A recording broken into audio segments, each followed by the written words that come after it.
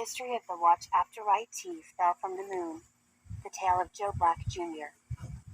Joe Black Jr. lived on the black sand shores of a small tributary of the rugged Rogue River that snakes through the middle of the heart of the lovely lonely lands, gushing amidst soaring pines and snarling oaks through wildflower and butterfly-becalmed forests and rolling dunes and kettle ponds and swamps infested with creatures that never surface in the light of day. The stream puckers and peters, pulsates and pales, gathering strength and losing it, restrained by and reliant upon the lay of the land. Eventually, as it rises and begins to fall at the crest of Trotting Harbor Ridge, it reaches a kind of crescendo and its tune acquires more bass, a rock-riding roar, just before geezering out into Smuggler's Cove through two horseshoe crab-shaped pieces of granite that have been formed through the combined efforts of the sun and wind and water and that most patient of all things, time. Millions of years of heat and blow and wet, merely the blink of an eye in the whole history of time itself. Joe Black Jr.'s home was a small lean-to, made of pine cones and clamshells and mud that jutted off the edge of a hexagonal stone. It was built on the banks of Frogfoot Cove, a small five-pronged bay with a webbing of roots spanning its bed, wedged between Cataract Caper Falls and the great dark elf woods.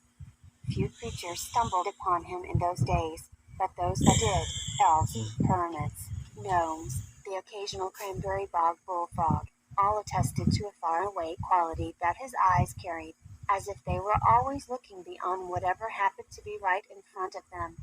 Joe had been meaning to build a proper cottage when he had the time, but whensoever he came close to readying his axe, he remembered that he didn't know how long before he would leave this place. He knew he would leave.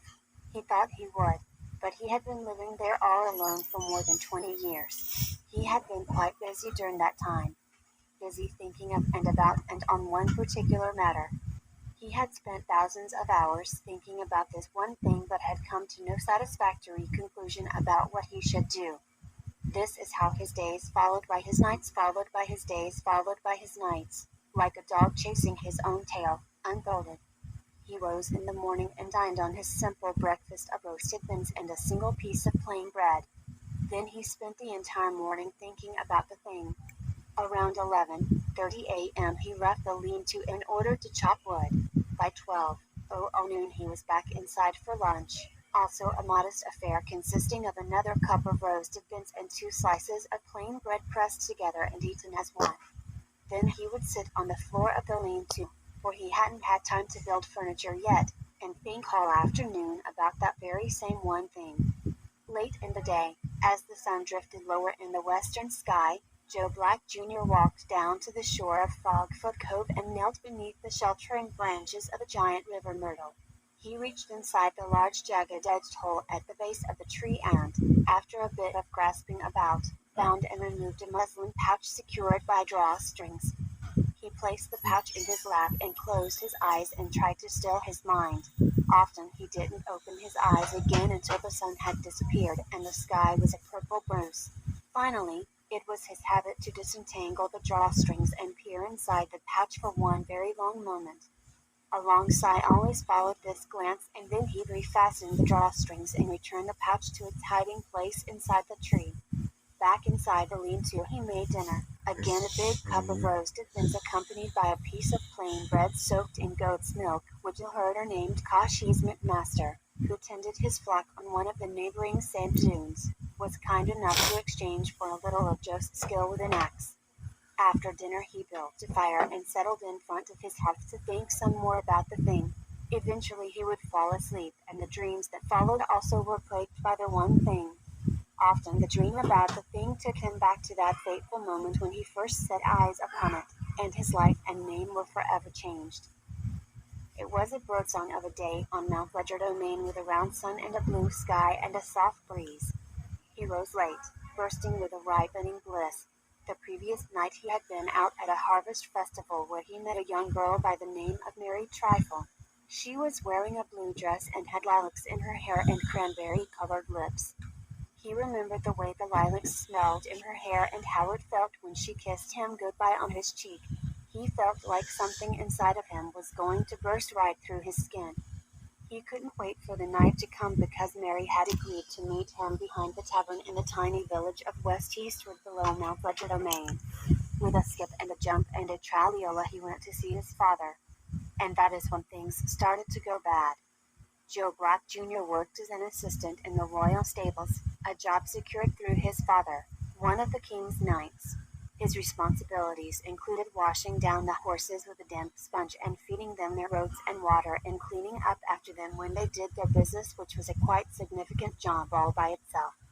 But Joe didn't mind because he loved the horses, and so cherished taking care of their needs, and since he was also entrusted with the duty to make sure the steeds got enough exercise, he was frequently allowed to ride them. This he dearly loved, riding them fast and hard, chasing the wind over the high meadows that stretched for miles above the castle. Recently, Joe had taken to sleeping in the hayloft above the horse stables, as he found their neighing and braying and the clomping of their hooves to be a soothing accompaniment to his rest. His father's cottage was just across the meadow from the stables, nestled beneath a grove of plum and persimmon trees. Joe was surprised to find his father absent from his bed. Ever since his mother had succumbed to the wasting disease, his father slept late almost every morning, unless the king summoned him. As he stood in his father's bedroom wondering if the king had called his dad, the front door of the cottage burst open and Louise Leeds, one of Princess Patrice's attendants, fell through it with a shriek and a wail and a fluttering of her arms. When she saw Joe, she burst into tears and fell to the floor, writhing about madly. Joe knelt beside her and placed his hand on her spasmodic shoulder, and the lady's trembling lessened and her crying softened, for Joe had more than a touch of his father's strong calming influence on people. Joe helped her up to a sitting position and asked her what troubled her so. "The king is dead," she cried and burst into tears again. Joe was taken aback, of course, as would be any citizen of Cape Crockerbie Hend. He waited for Louise to settle down before he asked, "The king is dead?" This time he kept his hand on her arm, which served to keep the poor lady in a somewhat steady state. "Oh, Norbert," she said. For, at this time, it is true, Joe's name was still Norbert. Norbert Navarowski Jr. He waited and studied her terribly sad eyes. "Your father," she said, and paused to catch her breath. He knew that his father, the brave knight Norbert Navarowski, was loyal to the king, as he had no other choice. He also knew that his father despised the king's incompetence and selfishness and greed and stupidity and cruelty. "They've killed your father, Norbert." Now Joe, a.k.a. Norbert, grabbed the woman, 2 arms and 2 hands. "What did you say?" "They killed him in his sleep." Joe's heart felt like it was riding a galloping horse. He shook Louise. "Tell me what you mean. What happened?" "My father, the king." "Explain yourself." She sagged in his grip and swallowed hard and did just that. From the princess, Louise had learned of the watch, which she described in some detail although she herself had never actually seen it, and the king's desire for it. Louise told Norbert Jr. about the secret compact between Madame Von and the former king, Roland Gracious XII, to create the magnificent object. Louise had also learned, through the usual gossip and rumor that floated like an overripe breeze through the privileged air of the royal palace, some of the twisted and only partially understood adventures and history and workings of the watch. One thing that was known, at least to people in the know, was that terrible things happened to anyone who used the watch for its intended purpose, to make a wish. Unintended consequences were invariably the result, and more often than not the untimely death of the wish-maker. From what the princess and the royals could piece together, the good knight Norbert Navarowski had wished to be king so he could return the kingdom of Cape Crockerbie Hend to its former glory and improve the lives of all of its people.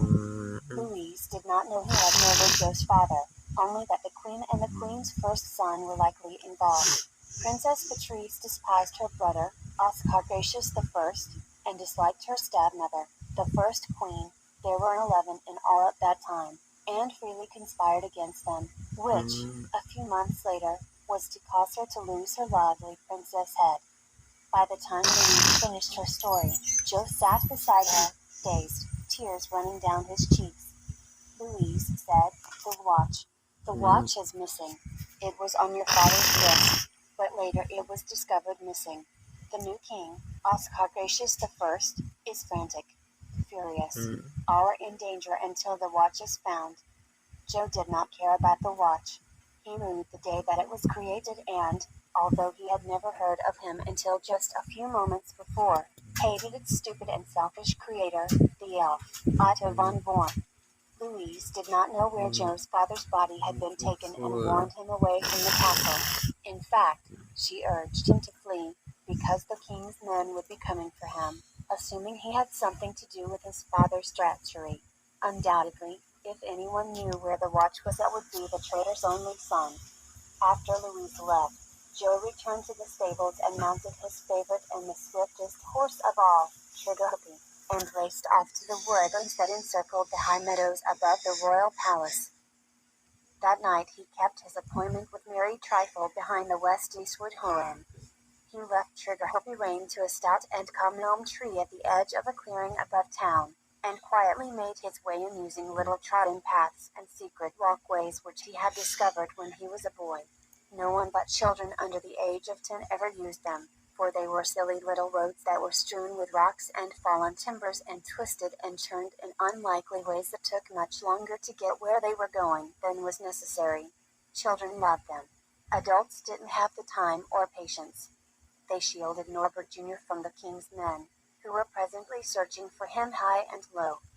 Despite his sadness over his father's death, which now joined his grief over his mother's, which would really never completely go away, his heart quickened a bit when he saw Mary waiting for him. As he approached, and before she sensed his presence, she appeared to be preoccupied with something on her wrist. She was rubbing her fingers over the object, speaking softly to it. Seeing her there, so lovely and innocent, he decided to explain his predicament and then ask her to run away with him. When he was just a few strides away, she heard his footsteps and looked up. She smiled and ran to him, taking him in a deep embrace. "Mary," he said, in an urgent whisper. "Norbert," she said, her lips against his ear. Then she pulled away and said, "Look," and held her wrist up to his eyes. It was a watch. For a moment, that's all he thought. What a beautiful watch. He had never seen such gleaming gold and metal, such an intricate loop of inner works, bands brimming with such vitality. Then he knew. It was the watch. He bristled, recoiled, stared at it in fear and wonder. Then he looked into her eyes. It wasn't possible.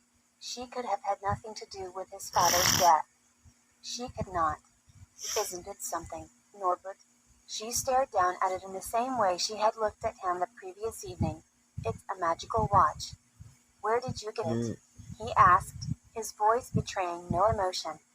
My mother. Is it your birthday? No. Mary blushed and looked away. I had to have it. I took it from her nightstand. It was calling to me. I had to have it. There was a fever in her eyes and it unsettled Norbert. Where did your mother get the watch? I don't know. It was on her bedside this morning. Won't you miss it? I don't care, Mary said, with a defiant look. They were silent for a few moments, regarding each other, trying to decide what to say next, for their relationship was brand new, and was founded upon a natural attraction and fondness. It was not based on practical knowledge of each other's character and temperament. In other words, as our most love, it was a precious but volatile thing. I can do anything. The words rushed out of Mary like rain out of a dark cloud, and her eyes looked surprised. She laughed and clapped a palm over her mouth. What do you mean? Norbert asked, although he knew something about what she meant from what Louise had told him. She looked around, making sure no one else was listening. There was a single round window in the back of the building, but it was covered by a black drape. From inside the tavern, Norbert heard laughter and clinking crystal and water running, although to where he could not be sure. They were alone outside, troubled only by their thoughts and the watch.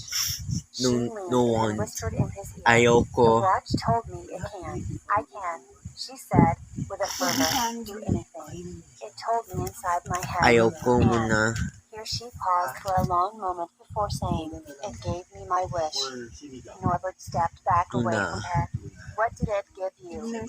She beamed at him and reached down into her coat pocket and withdrew a handful of gold pieces. He looked at the coins, then at her. She frowned. "I should have wished for more. I was just trying it out. Practicing, you might say. When the watch told me it could do anything, I could do anything. I knew somehow that it meant that I could wish for something and the watch would fulfill that wish." "And so you wished for the gold?" "Yes, 10 gold coins." "Dumb, eh?" "No," Norbert said. "But after that, I was so excited that I tried to wish for what I really wanted." She frowned. "I don't know what happened. Maybe the watch provides only one wish. In that case, I want to pick myself, Norbert, because there is one thing that I have always wanted to be, and I've settled for 10 silly pieces of gold. Come with me," Norbert said, and held out his hand to her. She smiled and gave him her hand, and he led her away, back to the children's path. A couple of times they saw small contingents of the king's men riding on the main trails visible from their own. Norbert tightened his grip on Mary's hand and quickened his pace. When they found Trigger Happy, Norbert helped her onto the saddle behind him, and the three of them rode deep into the forest late into the night until they stopped to rest and made camp in the mouth of a shallow cave, an abandoned bear den, at the border between West Eastwood and the neighboring village of Centerville. They built a fire, and Norbert told Mary that he had heard tales of the watch, and from those tales he'd learned that the watch could only grant one wish per day. He also warned her that the watch could be dangerous, and he was about to tell her about his father and the terrible things that had befallen previous owners of the watch. But then she touched his hand, and they began to tussle and play and rub their noses against each other and nib at each other's ears, and by the time they finished playing together they were both very tired. Mary fell asleep immediately, and Norbert, as he was drifting off to dreamland, thought about how he needed to tell her the rest of all he knew about the watch first thing in the morning so nothing terrible would happen to harm the wonder of their new love. The next morning Norbert woke up shivering from a bad dream in a hard rain that had soaked the ground and caused his pants, which were sticking out from under cover of the cave, to be soaked through. His teeth chattered. He tried to shake free of the dream in which he watched from afar but was helpless to do anything but scream while conspirators with knives approached his poor father's sleeping body. After a few moments Norbert realized that Mary was not there. Trigger Happy was there. The watch was there. Maybe Mary was at walk. The watch was there. Why was the watch there and not on Mary's wrist? He jumped to his feet in a panic, and, as he was about to race away to look for her, he glanced back down at the watch and noticed a piece of pink paper. The paper bore letters that formed words and words that conspired to make sentences. The paper smelled of cream soap and citrus, Mary's scent. He picked it up and read, and this is what it said. "Dear sweet Norbert, I was going to wake you, but you were sleeping so soundly that I couldn't bear to disturb you. Did anyone ever tell you, my love, that you are beautiful when you are asleep?" No one had ever told him that, and it made his heart take with a sweet pain to read it. While feeling this achy break, he continued reading. "I was so excited last night when you told me that the watch would grant another wish to me if I just waited until after midnight. I woke up early, before it was light, and I just had to make my wish. I know, my dear, that you warned me about the dangers of the watch, but I cannot see how this wish, this simple thing, could harm anyone. The watch will be here, I'm sure, so you can use it to join me. Then we'll be together forever, flying in this beautiful forest among the flowers and trees and all the other wonderful and innocent creatures, and be free from the treacheries and torments of humans. Please, my love, join me. I am a monarch butterfly now, a beautiful black and yellow Lepidoptera. Let us love and fly together. I will wait for you tonight at the same inn where we met. I will be perched there, on the small round window. I will wait for you tonight and every night until you arrive, hoping that my wait is short and we are joined together forever. All my love. Mary Trifle, your little butterfly." When he finished the letter, he read it again, and then a third time. Then he Blow put it in me. his pocket, Wanna picked up the watch, resisted the urge to place it around his blow wrist, me. and instead shoved it Wanna into his other pocket. kisses. He jumped on Sugar Honey Kiss. and pointed Blow the me. horses and rode without stopping Kisses. for 2 full days and 2 full nights until he reached the heart of the lovely lonely lands, a place his father had often described to him, but to Trust which he and never believe before dared venture. at the